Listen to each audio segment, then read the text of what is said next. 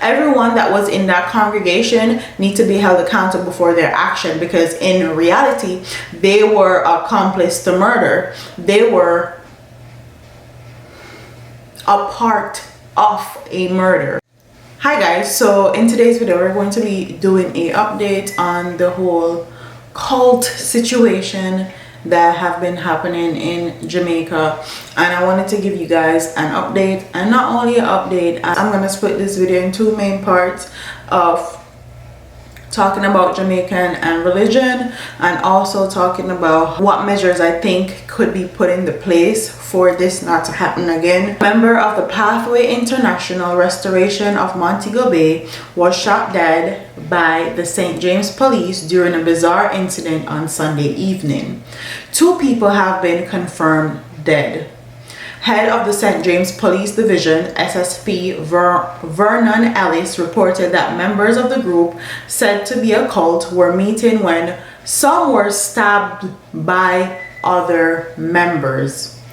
The police were called and on arrival were reportedly fired on by the suspect as other members attacked the cops. It said the police returned fire and the suspect was killed. A pistol and several rounds of ammunition were found. The Independent Commission of Investigation is probing the matter. In the meantime, the police have detained almost 40 people who were meeting at the Norwood Avenue building. Congregants, all dressed in white, were taken away in the Jamaica Defense Force truck. One woman who was spotted leaving the building had one hand raised to the heavens and the other clutching a toddler. Neighbors told the Gleaner that around 7 p.m. they heard, what the hell is that noise? Neighbors told the Gleaner that around 7 p.m. they heard heavy gunfire and the screams of members. So after all of that is said and done, it says Smith and 16 men from his organization remain in custody as the police continue their investigation into the stabbing death of 2 members during a bizarre ritual on the church compound in Norwood Avenue on Sunday. The women who were with them have all been given bail, while the children were placed in the custody of Child Protection and Family Service agencies. So CFPS have them, and this is what CFPS has to say. It says the Child Protection and Family Services Agency has reported that 15 children who were present during the bloody ritual at Dr. Kevin O. Smith-led Pathways International Kingdom Restoration Ministry in Paradise, St. James on Sunday are safe.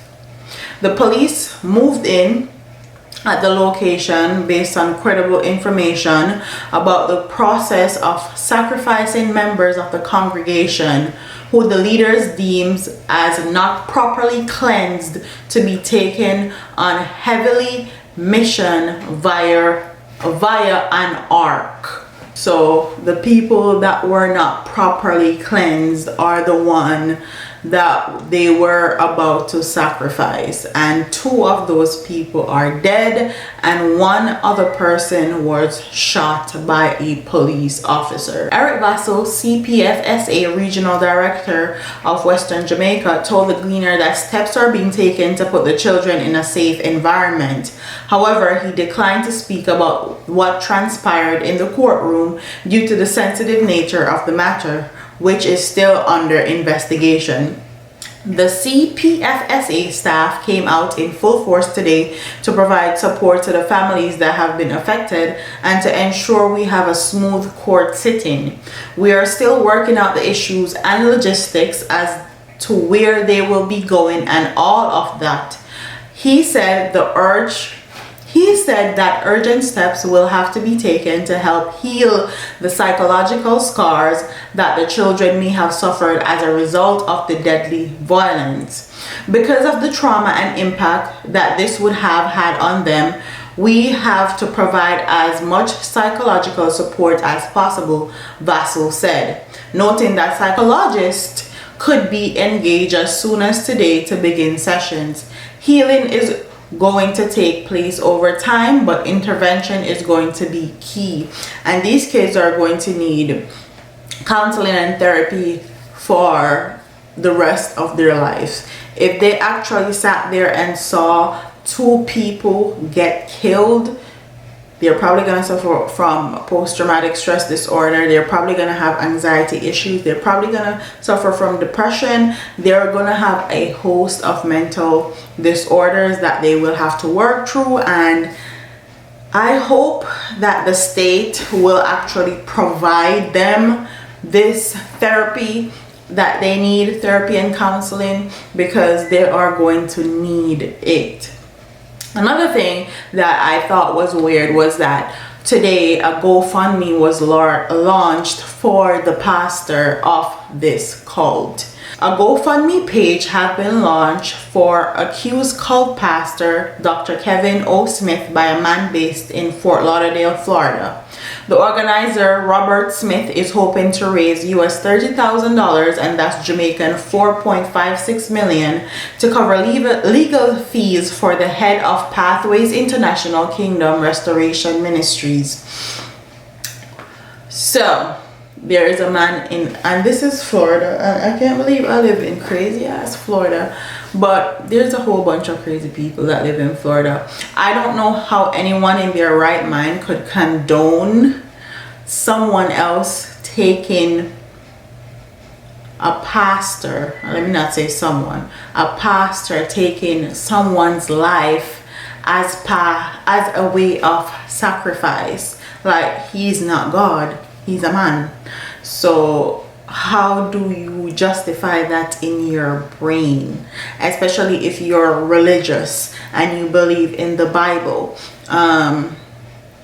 According to the 10 Commandments, murder is sin. So sacrificing someone is a sin. So these people are very confused. And this is why I put my thoughts into 2 different categories. I'm going to talk about Jamaican people and religion, and then I'm going to talk about the solutions. So Jamaican people have been embedded with religion since the inception of our lives, basically. I don't know any Jamaican that haven't had some interaction with religion or church, and majority of those interactions are based in Christianity and the Bible. Jamaica is a small island of approximately 2.7 million people and has the Guinness World Record of the most churches per capita. So our culture is heavily based on religion, and we as a people have been so indoctrinated with religion that I feel like it causes issues. And it causes issues because it seems like we as people don't have discernment for people that claim that they're either pastors, police officers, or politicians. The 3 P's, basically. So anyone that says they're a pastor that actually claims they have like societal things, like this pastor, for example, he's a doctor, and it said that he is a doctor in psychology. And Jamaica people in our society have this thing where we worship scholarly people, intellectuals. We worship them. We want to be them. We want to be around them. We want to soak in all the knowledge that they're going to give, because we feel like they have arrived based on worldly possession of intellectual property. So this is where our people get into trouble, because we don't have discernment in actually using our intuition to know that this person may be smart, but not everything that he's saying is factual, not everything he's saying is true, not everything he's saying is supposed to be taken literal.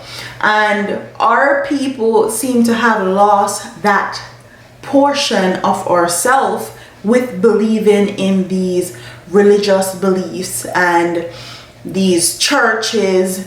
And one thing I have to say, I don't have a problem with religion. I don't have a problem with religious belief, but I have a problem when there's one thing and people take it to an extreme. Extreme religious people have always caused issues in any society, and this is the case with Restoration Ministry and Dr. Kevin Smith. They are of the extremist when it comes on to religion and when it comes on to beliefs.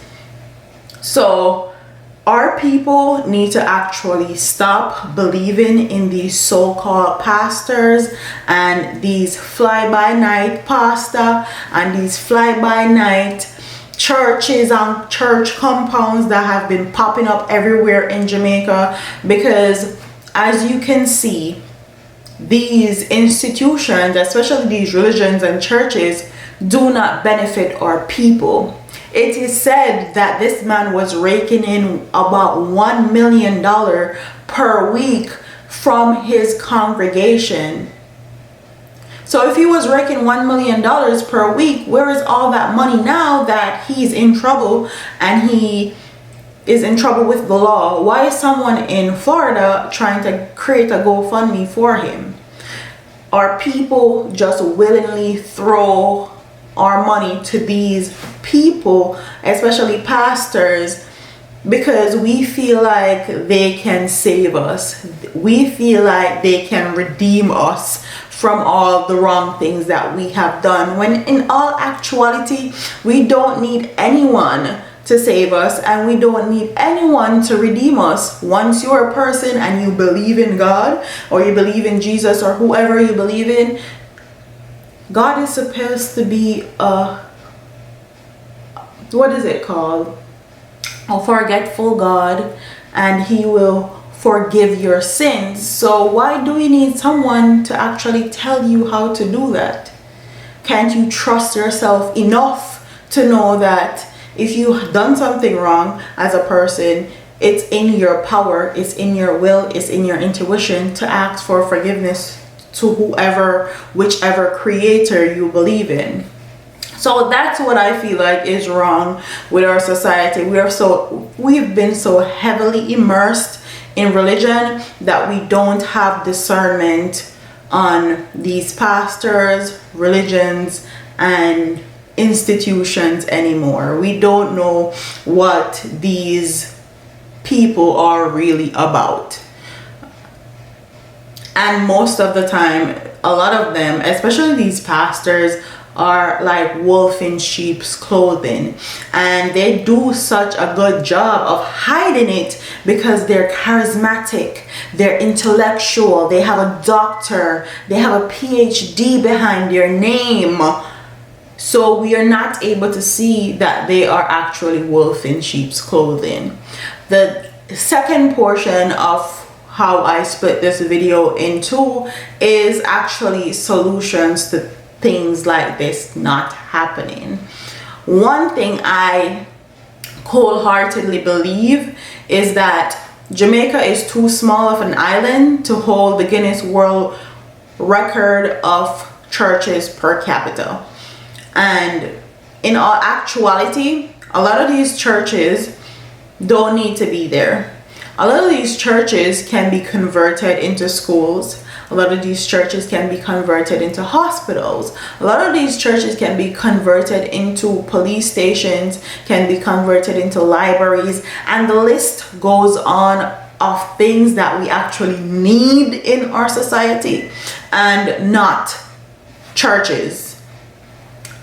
So I feel like it's up to our government and the people we put in high places to change these laws that allows people like Kevin Smith to just create this so-called church, create this so-called religion, and don't have any rules laws, regulations, or anything that they need to follow.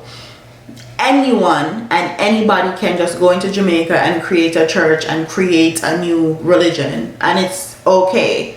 They don't have like set standards that they have to follow, and I feel like this is where set standards, set rules and regulations need to be implemented. And also there needs to be some governing body over all these pastors, all these ministers, that actually check in from time to time. There has to be some form of checks and balances when it comes on to these church and these religions in Jamaica, or else we're going to see this continue to happen. And we're going to see this continue to happen even on a larger scale if we don't actually have some checks and balances put into place. So there need to be some form of body that actually goes in and have like a specific checklist of things that these pastors need to meet.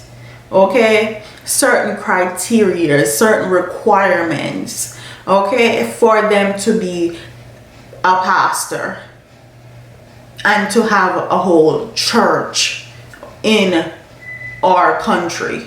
So I feel like those are the only solutions I can give as far as government practices are concerned. But as far as we are as a people and as a society, the solution for us is to stop believing in these so-called pastors and these so-called preachers that just one day appear out of thin air.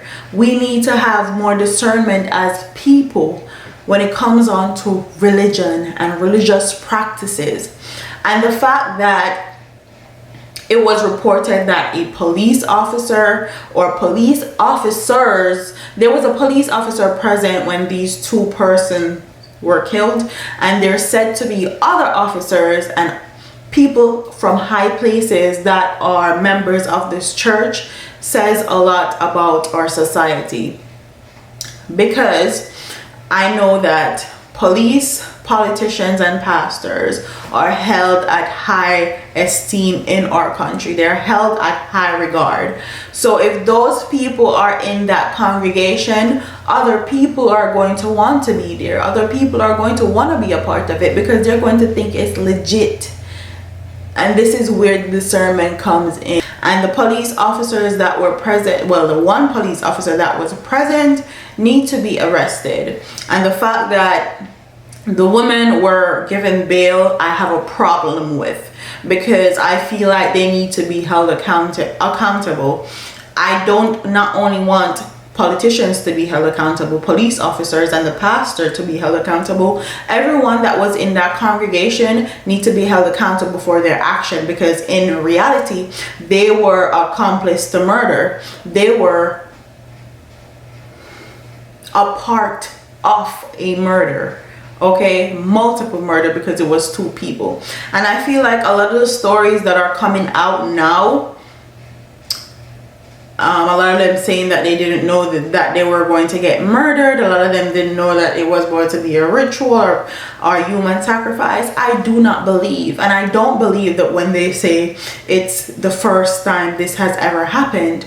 I don't believe that. I think that they've done this before, and a lot of the members have gone through this ritual before. And a lot of people that are speaking out now are only speaking out now because they got caught. And they're only speaking out now because they don't want to be charged for murder. They don't want to be charged to be an accomplice to murder. And that's why they're speaking out. Only because they're caught. So comment what your thoughts are in the comment section. What do you think about the GoFundMe that was created? What do you think about the GoFundMe that was created for Kevin Smith? Do you think that it's going to reach to the $30,000 US goal? Or you are one of the persons that are going to report it? Because I sure did. I definitely went, found it, and reported it. Are you going to do that? What do you think about all the women that have been released on bail? Do you think that they should have been released on bail, or they need to be held accountable for their actions? What do you think about the kids that are about to be placed in child protective service? And our system as far as child protective service is not at its best, so I can only imagine where they're going to put 15 children. So comment what your thoughts are on this whole situation. Do you know of any other situations like this in Jamaica, or have you been a part of this church before? Did you go there before? Comment what your thoughts are in the comment section. I know that there was one other church like this in Montego Bay that was said to be endangering children, but nothing like this have never happened. We haven't had like actual human sacrifices happen in our society. Like, our society is dying in front of our eyes and we don't even see it, we don't even realize it. But anyways, like, comment, share and subscribe. Leave your comments in the comment section below, and I'll see you in the next one. Deuces. Hi guys, so in today's video we're going to be talking about the whole cult that have been in the news recently in Montego, in Paradise at the time of the incident.